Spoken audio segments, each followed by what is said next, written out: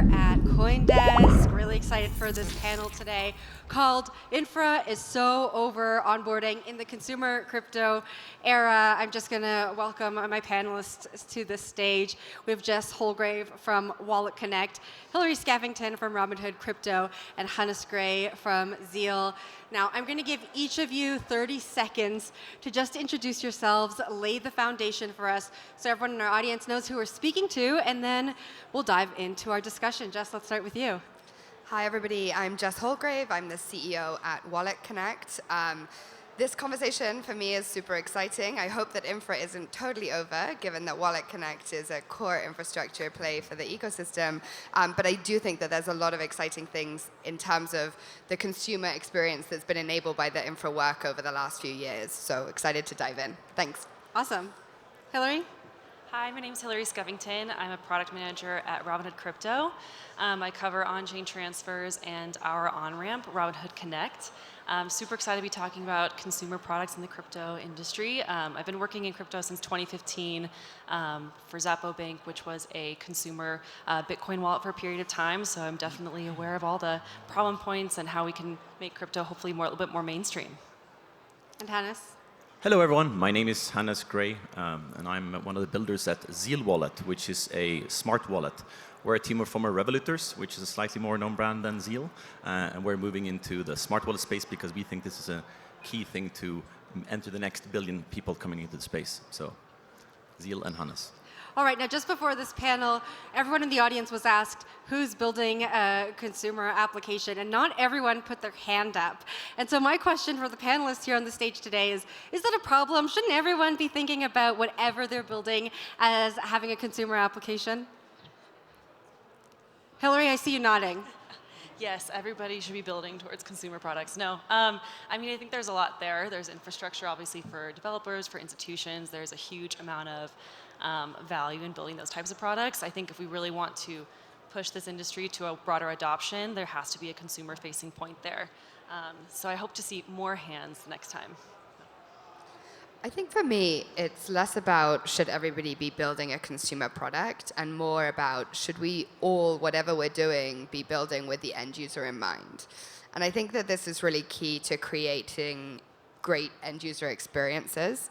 I often hear the term like, how do we onboard the next billion users into crypto? And I really hate it. I'd much rather that what we were doing was taking crypto to the next billion users rather than thinking that they're going to come to us. And so I think that when we're building infrastructure, consumer products, whatever they are, what we need to be doing is thinking about who those consumers are and how we create amazing end user experiences for them. So this isn't about everybody building a consumer product, but it has to be about everybody building with the consumer in mind. And I think that that's really what's going to drive future adoption. Hannes? Yeah, customer obsession we need. There is some customer obsession, but primarily the customers so far have been people in crypto. And we need to have customer obsession about people also outside of crypto. And now we have a lot of infra in place, so now we can start to obsess about their needs as well. Jess, I want to come back to what you were saying. How do you keep consumers top of mind? A lot of the things that folks are building in this room are very technical. There are a lot of challenges ahead. A lot of products are in a beta phase. Through each stage of building, how are you keeping that end user in mind so that you know you're building along the right pathway? I mean, I think without just like going into normal product management kind of skills, one of the things that we think a lot about at WalletConnect is standards, right? So we sit at this unique point in the industry where we work with both wallets and dApps, and as a result, we have to think about end user experiences both on the wallet side and the application side as well. One of the things that I often think about there is that competition is awesome in this space. The more competition and innovation we have, the better we're going to end up with end user experiences. But the downside of competition is that we can end up also with very, very fragmented experiences. And I think at the moment, especially, this is true, where we have many different types of login, many different types of ways of creating wallets, of storing wallets. And we're going to end up in a situation where we have assets all over the place, and we don't really know how to manage them. So one of the key things that is where WalletConnect started, was in bringing these different groups to the table, facilitating conversations about how we have a shared set of standards so that these things become interoperable. We run something called the Chain Agnostic Standard Association, do a lot of work around chain agnostic improvement protocols, proposals, a lot of work on EIP, of course, and things too. And these things are all designed ultimately as a way of bridging that gap from like how do we build great infrastructure, but also how do we make sure that the end user experience is great. And I think it's those conversations that are so important for the industry to be having. I just want to make sure everyone on the stage knows that you can jump in. Don't wait for me to ask if you have something to add. But Hillary or Hannes, do you have a different perspective there? There's a fair bit of fragmentation of standards. But again, there are ways to work around all of those things as long as you put the customer first. And I think that will drive some of the standard implementations as well so that we can reach out to customers the right way. Sometimes standards don't actually lead to the best customer experience because we haven't focused on the customer first. Definitely. I mean, with Robinhood, we're obviously a big consumer application. When we launched Robinhood Crypto a few years ago, we saw a huge influx of customers. And then last year when we launched Robinhood Wallet, we really positioned that as the bridge to bring customers from RHC and other platforms into the self-custody world.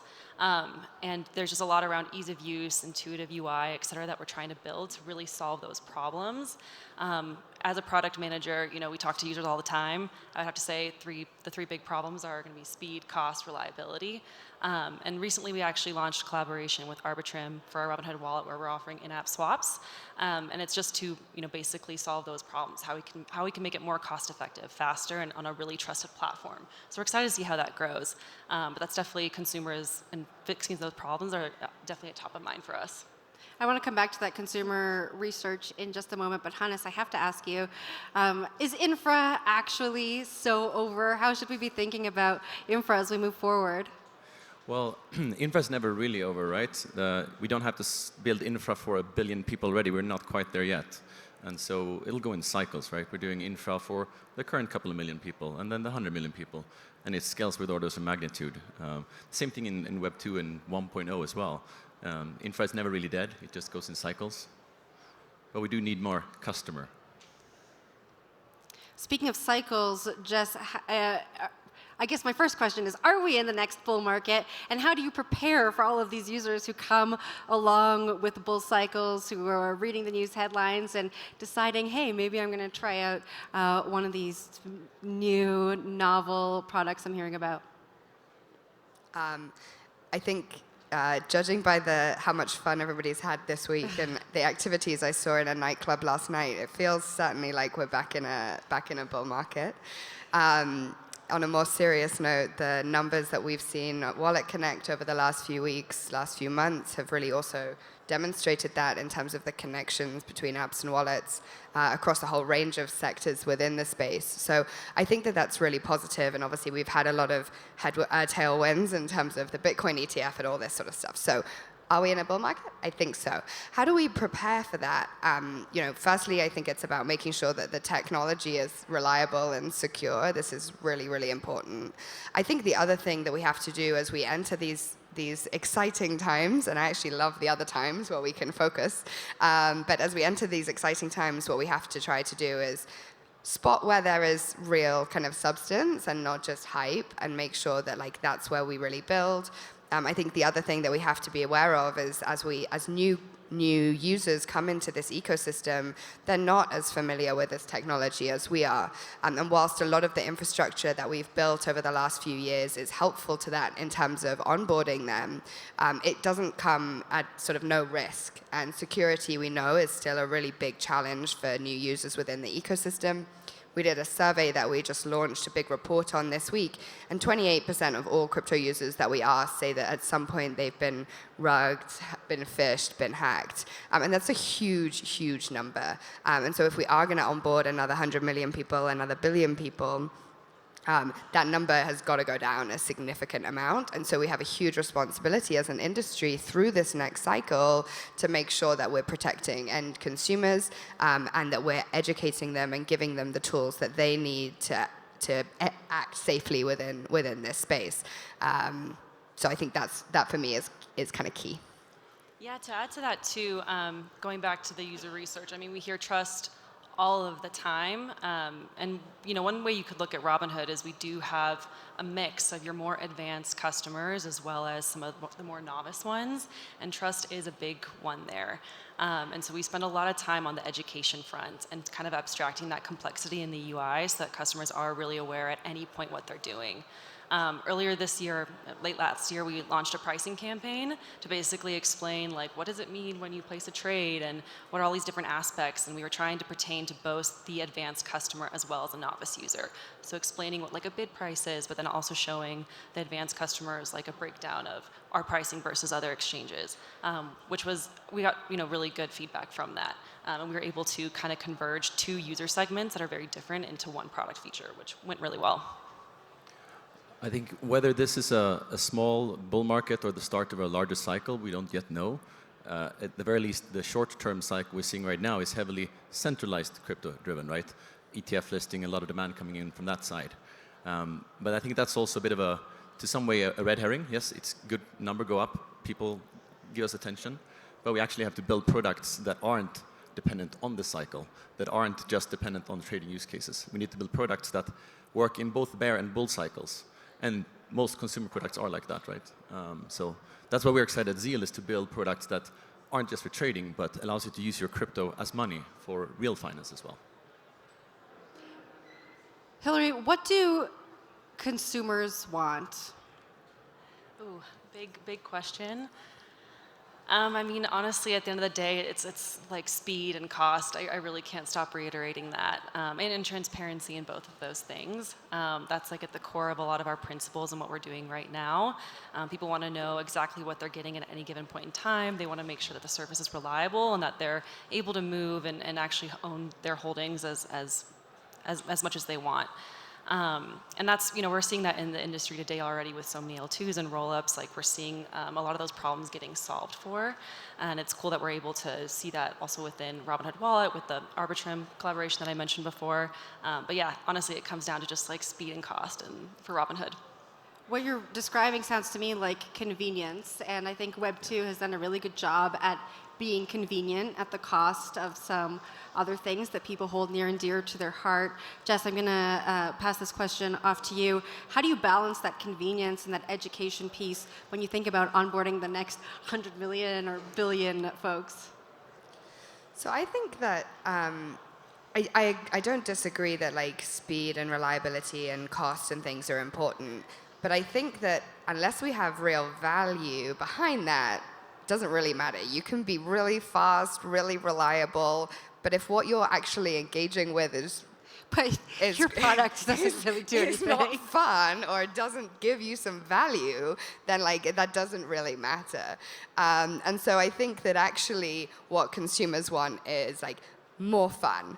They want their problems to be solved. They want things that they've never been able to do before. They want gaming loops that are only enabled because we build them in a decentralized way. They want to be able to send money from here to another country without having to go through the pain and the time. They want all of these things. And yes, we need to make those like interface pieces smooth and fast and stuff like this, but like unless we're delivering real value to end consumers, none of that really matters. And I think that for me, part of why I'm excited about like this year is that some of those like friction points are going away, and what that does is it gets us just to the starting line, in my view. That I really think that we are just at the starting line, but it gets us to the starting line where builders can focus on their core competencies rather than having to worry about these friction points, right? So if you're a game developer now, you have the tooling to just focus on building really cool Web3 enabled games. If you're a marketplace, you've got the tooling to just focus on creating a really cool marketplace for whatever that is.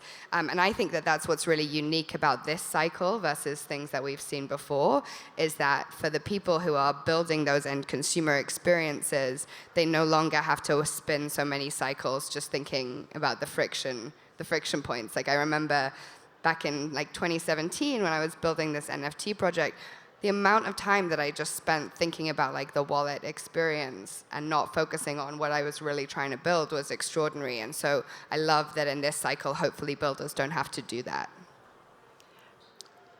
We think there are three overarching dimensions which roughly maps to what you guys said, so I think we're all relatively in alignment. Although not everything needs to be fun, but it's fun if it's fun.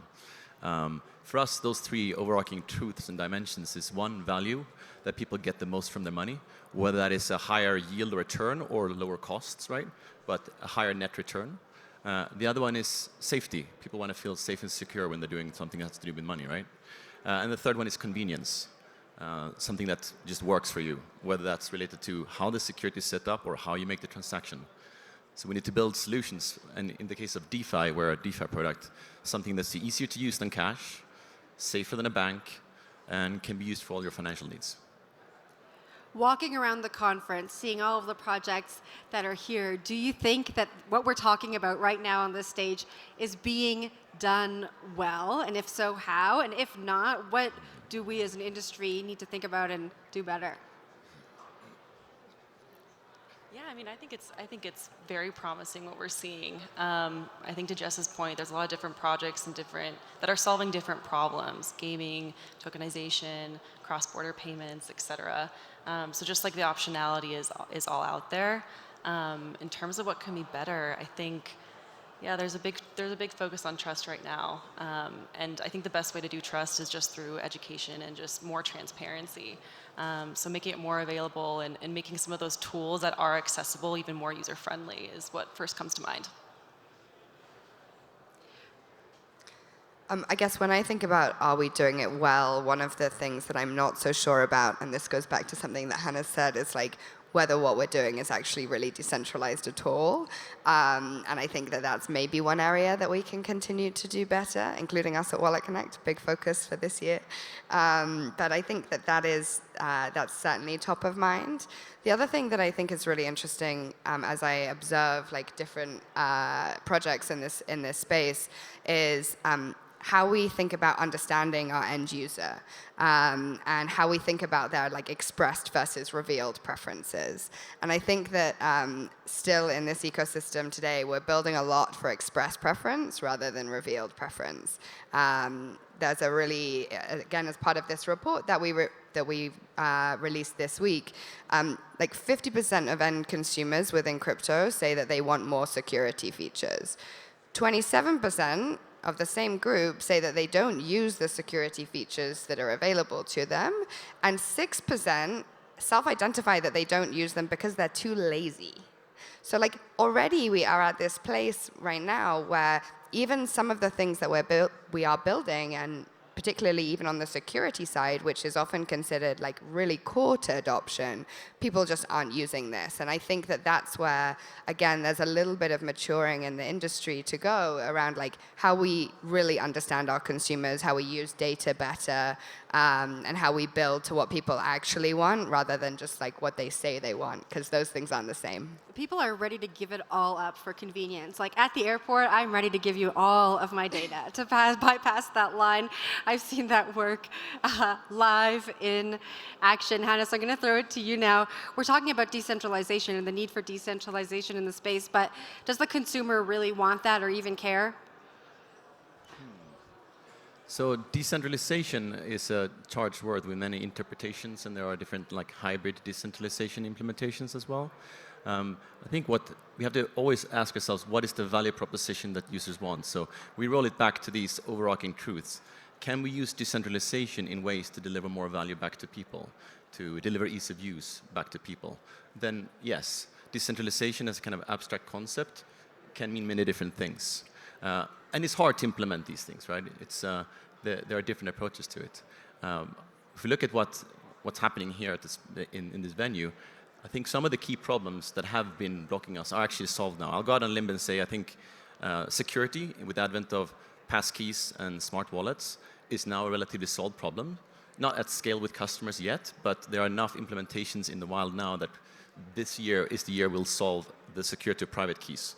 Transaction security in those things, also getting there. The other one is scaling. I think we also have enough that's being done on that side. One part we're still lagging behind, though, I think is on the ramping side. It's still a bit of a crypto casino money inside there. Can you move them out? Can you move them in? don't know, maybe have to pay 5% to move them across the border. There are several good companies building in this space, but I would love to see more builders solving for the easy movement of money between your on-chain assets and your real-world bank accounts.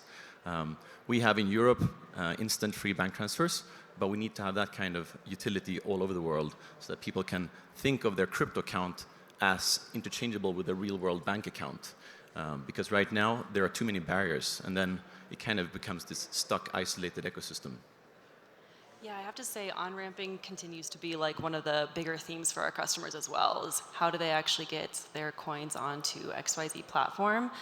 Similarly, we also have our own on-ramp, Robinhood Connect, and luckily customers can choose any existing fiat balance on Robinhood or crypto holdings and on-ramp through our service to whatever self-custody wallet that they want. But it's still like still a really big transaction. If you don't have a Robinhood account or don't have an account with another platform, you have to get KYC'd, you have to go through all these different steps, and it is still like a lot to do. It's cool to see that we have a lot of these other on-ramps in the space, on and off-ramps in the space, but there's still definitely some room to grow. I mean, neobanks like my alma mater Revolut and many others, they're basically offering zero on-ramping fees to get people started with their solution, right? That's how you get started with your new bank account. Yet most wallets, when you get started, you have to pay pretty high fees to get started. So we need to take some of those learnings of how things work in Web 2 and apply them also here to help people get started without a bouncer that checks if you're wearing the right clothes, so if you want to pay 5% entrance fee. Jess, I'm curious here, we're talking so much about what consumers want, and I feel like the conversation has been kind of North America-centric. How does it change when we look at different regions and we're looking at consumer needs? Like, how do you think about the needs of people in different areas? Because they're very different. Yeah, they're definitely very different, and I think that that's for me, one of the most exciting things anyway. I'm particularly excited about areas of the world where there is less developed financial infrastructure, for example. And here, some of the problems that we're solving for consumers are real problems, right? They're like, how do I take $100 and if I'm transferring that on a cross-border basis from some US creator platform, then by the time it gets into my bank account, it's $70. And I've just paid $30 into the system that is not working for me. And I think that here, crypto is a prime example of something that is solving an amazing problem that we in many developed markets just don't have this issue, right? We're used to near free financial transactions. We're used to being able to move money around really, really easily. We're used to being able to access assets in a more easy way. And so I think that actually there's huge discrepancy all over the world depending on the infrastructure that is there, the kind of use cases that are available to those end consumers. And so I think that this is, again, something as we think about consumer adoption, I think that actually what we're probably going to see is almost this leapfrogging effect where if you have something that kind of works today, your incentives to really rebuild it are much lower than if you've got something that's really tough today and you've almost got this more white space to rebuild something. And so I actually think that in many places we're going to see this leapfrogging effect of these more kind of advanced financial systems into something that actually is way better because of this technology. It's going to take time for sure, but I think that that's where we'll see also this kind of difference as well. Yeah, to relate it back to something that you both were saying earlier about the utility, we definitely see that differently in emerging markets. Personally, I started working in this industry 2015. I was living in Buenos Aires, Argentina, and that's where I actually did really see that use case firsthand. Crypto offered another way for customers to hold value, and that was very, inspiring and also a great place to see it really come up. And there, it's a different problem set than what we might see in more developed markets. So it's going to be very interesting to see how that kind of envelops over time. Yeah, the use cases are very different by market, right? In some markets, just the dollar itself is a great use case, and crypto is a technology that enables access to the dollar. Up until a week ago, we were also doing ramping in Nigeria, and we saw huge demand for people just wanted to move from the naira into the dollar. Maybe not as big demand in the US because you're moving from $1 to $1 for that specific use case. But again, if you put the customer hat on, those needs vary a lot between geographies. Hillary, you brought up Buenos Aires, and I'm going to take this opportunity to cross-promote, because Buenos Aires is actually launching on-chain IDs, and I'm doing a fireside chat about that on the Coral stage at 4, so please come. It's very exciting news. I'm really excited to talk about that. Okay, but I wasn't going to let you guys off the stage without talking about regulation. Jess, we talk about regulation so much in this industry. We've talked about it a bunch today. But do consumers really care or understand what's going on from a legislative perspective here in the US, or care about it as much as we talk about it amongst ourselves? I mean, I think consumers care about regulation to the extent that they feel protected by it, right? That's why a lot of regulation exists, and you can argue about the efficacy of that, and I certainly would have strong arguments that it's not always really protecting the consumer. But ultimately, like, that's kind of the goal of regulation, and some of it's not very good, but that's what it's there for. And so I think when you just take this as a primitive, the idea here is, like, how do we create that same sense of safety, the same kind of consumer protections without relying on regulation? And I think that is something that actually I think this industry is doing pretty good job on now. There's a lot of focus on how we create better user experiences, how we have more protection. We still have a lot of bad actors in the ecosystem, and like that breaks my heart, because there's so many people here who are working to try and make a better world, that the people who are taking advantage of that, I think is incredibly sad. But ultimately, when I think about regulation, you know, and I've done a lot of policy work, I've done a lot of work with like the Bank of England on some of this stuff, but actually I've kind of come to the conclusion that, like, we as an industry just need to build things in a better way, and we need to call out bad actors within the industry ourselves, so that we can really create safe technology that can be adopted globally. Because the other thing with regulation is it's so fragmented that if we constantly try to pander to this as an industry, we're just going to, again, spin a ton of cycles. And also we're just going to end up building within this framework of something that fundamentally I believe is broken. Like, I'm doing this because I think that there are better ways of doing things, and part of that also involves being more responsible, being more thoughtful, and like moving to a world where maybe we have less regulation. We need to stop giving money to North Korea. And we are a lot of people that are putting in efforts on security. But if we don't self-regulate, then we will be over-regulated potentially. If we don't do it ourselves, someone will invent practices that will stop that bleed, right? And there are lots of efforts being put into it. As wallets, we have our obligation to do as well, right? With safety checks and transaction safety checks, etc. But it's an industry-wide effort we have to do. Not to mention also smart contract development practices, etc., which is an emerging field. So it's a complex territory. But we really have to do better, or someone will make us stop doing it. What do you mean by that when you say, as an industry, we have to self-regulate? What I mean by that is we need to implement better practices for preventing hacks, whether it's at the development stage or at the execution stage for a customer. As a wallet builder, that means we are implementing safety checks when you're doing transactions, when you're connecting to sites, lots of big red warnings if you're trying to do something that you shouldn't. In Web 2, in neobanks, we have whole teams that spend time just helping people protect themselves from themselves doing mistakes.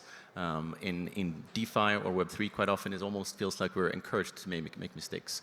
But it's an emerging industry, and so we move forward. Hillary, you get the last word here. What kind of questions are Robinhood's customers asking when it comes to regulation? Are they really concerned? So I think when I think of customers and regulation, I think of just trust and transparency. I wouldn't say that, hey, we get questions specifically about this, but in every single thing that we design, every feature that we release, it's, okay, on the infrastructure side, what are we building? Is it safe? What checks do we need? But then conversely, on the front end, like, how are we informing customers of what's going on, and how can we be as transparent as possible with them? I think to the self-regulation, it's like, okay, how can you make it very obvious that there are scams out there, and including that in a UI way that people can actually, trust themselves to be able to handle their own holdings. Jess, Hillary, Hennis, thank you so much for joining me on stage. Thank you all for listening. We are all done. And I think Infra is so not over, right? Okay, that's it.